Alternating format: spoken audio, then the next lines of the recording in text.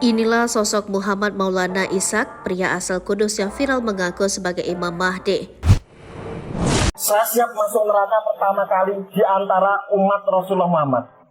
Inilah sosok Muhammad Maulana Ishaq, pria asal Kudus yang viral karena mengaku sebagai Imam Mahdi. Pengakuan itu direkam dalam sebuah video dan diunggah di beberapa akun, salah satunya adalah Dorobe.official. Tidak hanya direkam, Maulana juga bersumpah di bawah Al-Quran jika dirinya adalah Imam Mahdi.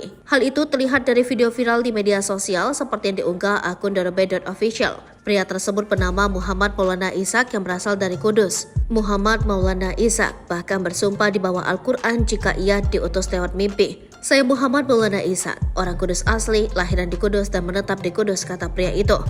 Bahkan ia siap menerima segala konsekuensi dari pernyataannya tersebut. "Jika saya berbohong mengaku diutus Rasulullah padahal bukan, jika saya tidak bermimpi berjumpa dengan Rasulullah dan mengaku bermimpi.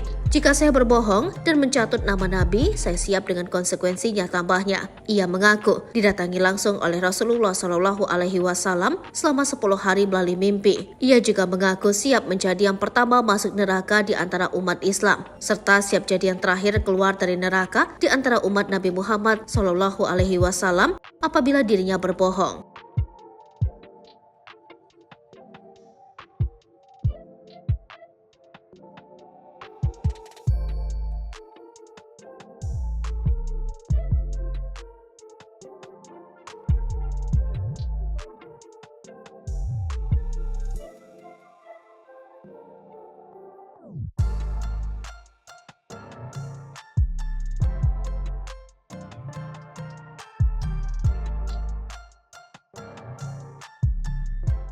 Download Tribun X sekarang, menghadirkan lokal menjadi Indonesia.